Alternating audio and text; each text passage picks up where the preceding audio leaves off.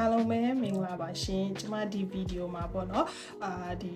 ီကျမရဲ့ပထမအဆုံးကိုပိုင်အခန်းလေးတစ်ခန်းဝယ်လိုက်တဲ့အခန်းလေးကိုကျမလာပြပေးမယ်ကျမကပေါ့နော်ဒီထိုင်းနိုင်ငံဘန်ကောက်မြို့ထဲမှာပေါ့နော်ရင်းနှီးမြှုပ်နှံမှုအနေနဲ့ကျမပြန်ငှားစားမယ်ဆိုပြီးတော့ကျမအခန်းတစ်ခန်းပထမအဆုံးကျမရဲ့ဘဝမှာပထမအဆုံးအခန်းတစ်ခန်းကိုကျမပတ်စံနေပေါ့နော်ကျမကိုပိုင်ရှာထားတဲ့ကျမပတ်စံနဲ့ကျမဝယ်ထားတာပေါ့နော်အဲ့ဒီဟာလေးကိုအကောင်လုံးလိုက်ပြပေးမယ်ဒါပေမဲ့ကျမဝယ်တဲ့ဟာကအရင်ဈေးမများဘူးဘာလို့လဲဆိုတော့ကျမမှာစုမိတာလေးနဲ့ကျမဝယ်တာပေါ့နော်ကျမဒီအခန်းကိုမဝယ်ခင်မှာကျမပတ်စံလေးနည်းနည်းစုမိတဲ့အချိန်မှာကျမဒီအခန်းဝယ်မယ်လုပ်နေတော့မှကျမအခန်းမဝယ်ပဲနဲ့ကျမပထမဦးဆုံးကျမဘာလုပ်လိုက်လဲဆိုတော့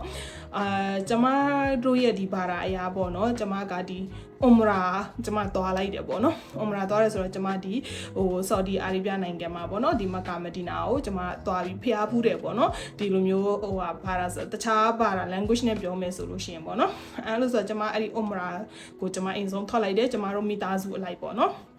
ကျမအဲ့တော့ကအိမ်ဝယ်မယ်ဆိုပြီးလုံနေတော့မှအိမ်ဝယ်ဖို့ပတ်စံကလည်းမပြည့်ဘူးကွာမပြည့်သေးဘူးအဲ့တော့ဟုတ်ပြီအဲ့ဆိုလို့ရှိရင်ငါအိမ်ဝယ်မယ်ဆိုရင်လည်းငါကျတော့အိမ်ကအလောက်ထိဘယ်လိုပြောမလဲနေဖို့အိမ်ကလည်းကို့မှာနေစရာအိမ်ကလည်းရှိပြီးသားပဲအိမ်ကအရင်ကြီးကိုကဟိုလိုမျိုးလိုနေတာမဟုတ်ဘူးဒါပေမဲ့ကိုပြန်ငှားစားဖို့အတွက်ပဲဝယ်မှာဖြစ်နေတာဆိုတဲ့အတွက်ကြောင့်မို့အရင်ဆုံးလှုပ်ချင်တာတော့ဗာလဲငါအရင်ဆုံးရှာထားလို့ရတယ်ငါရဲ့ပတ်စံကိုငါဒီလုံးဝဘာသာရေးအတွက်ကိုဒီအလားလန်အတွက်ကိုငါအရင်ဆုံးသုံးမယ်ဆိုပြီးတော့အမကဒီ Umrah ကိုအရင်ဆုံးသွားလိုက်တယ်ပေါ့နော်Umrah တက်ကိုအမပတ်စံအဲ့တော့အမပထမဆုံးစုမိတဲ့ပတ်စံတွေအကုန်လုံးအမဒီမိသားစုဟိုပါပေါ့နော် family Umrah trip ထွက်တဲ့အတော့ကအမအကုန်လုံးသုံးချပလိုက်တယ်အဲ့မှာလုံးဝအမကုန်သွားတယ်ပေါ့နော်ကုန်သွားတယ်ဒါပေမဲ့အမအဲ့ဒီအလားလမ်းမှာသုံးလိုက်တာဆိုတဲ့အတွက်ကြောင့်အမပြန်လာတော့အမကိုပြန်ပေးတယ်ပေါ့နော်အလားပြန်ပေးတော့အမကပတ်စံထက်စုမိတဲ့အချိန်မှာအမလိုချင်နေတဲ့ဒီအိမ်ခန်းလေးကိုအမကိုယ်တိုင်လိုက်ရှာပြီးဝယ်တယ်ပေါ့နော်ကိုယ်တိုင်လိုက်မေးပြီးကိုယ်တိုင်လိုက်ရှာပြီးဝယ်တော့လုံးဝအမကလည်းပိုင်ရှင်တိုက်ရိုက်ပေါ့နော်ပိုင်ရှင်တိုက်ရိုက်ဟိုထိုင်းပိုင်ရှင်တိုက်ရိုက်နဲ့အမချိတ်မိသွားတာဆိုတဲ့အတွက်ကြောင့်အမဈေးလုံးဝတလေးနဲ့အမရတယ်လုံးဝအမကျတော့မပြင်းမစင်ထားတဲ့အခန်းပေါ့နော်လုံးဝအခန်းလွတ်ကိုအမအရင်ဆုံးစားဝယ်လိုက်တာပေါ့နော်ဝယ်ပြီးတော့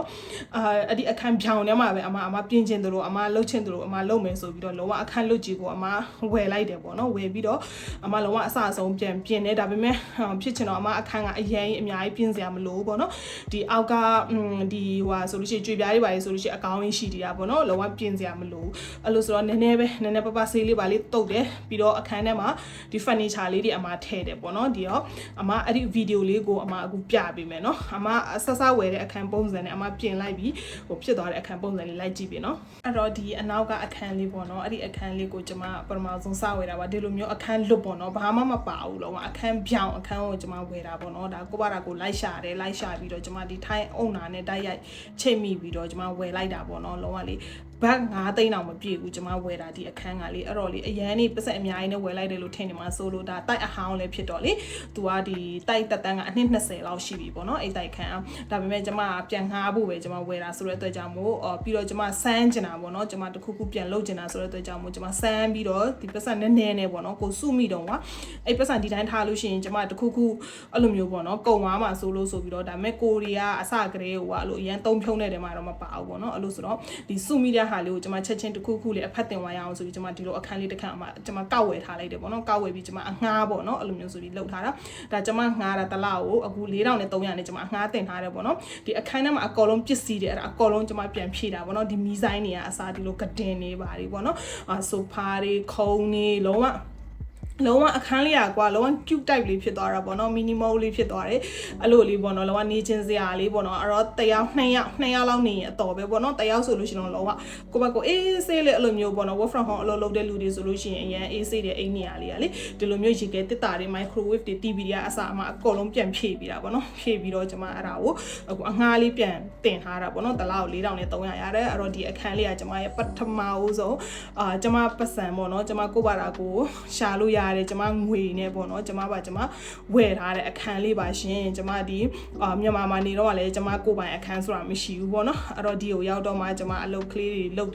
ေလုပ်ပြီးတော့ကျွန်မစုမိထားတယ်ကျွန်မပတ်စံလေးနဲ့ပေါ့နော်ခုနအရှိမပြောခဲ့သလိုပဲပထမဦးဆုံးပတ်စံကိုကျွန်မဖျားဖို့အတွက်ကိုကျွန်မသုံးလိုက်တယ်ပေါ့နော်ကျွန်မတို့မိသားစု4ယောက်လုံးဖျားဖို့ထွက်လိုက်တယ်နောက်အိတ်ကနေပြန်လာတော့မှကျွန်မထပ်ပြီးစုမိတာပေါ့နော်စုမိတဲ့ဟာနဲ့ကျွန်မဒီလိုအခန်းလေးတစ်ခန်းကျွန်မဝယ်လိုက်ပါတယ်ရှင်ပြီးတော့အခုနောက်ဒီလိုမျိုးလေးပေါ့နော်အခန်းဝယ်လို့ရှင်ဒီလိုလေးစာရွက်လေးရတယ်ထိုင်းမှာလေးလုံးဝပိုက်ဆိုင်ခိုင်းပါတယ်ပေါ့နော်အဲ့ဒါလေးပါ အဲ့ဒီအခန်းလေးပေါ့နော်အမအဲ့ဒီအခန်းလေးဝယ်ပြီးတော့နောက်ထပ်ပြန်ပြီးတော့အမအလုပ်တွေဆက်လုပ်တယ်လုပ်တဲ့အခါမှာအမစုမိတဲ့ပတ်စံလေးနဲ့အမကကားတွေဝယ်တယ်ပေါ့နော်ကားတွေဝယ်ပြီးအခုဆိုလို့ရှိရင်အမကကားငှားလုပ်ငန်းဆိုလို့နေအမ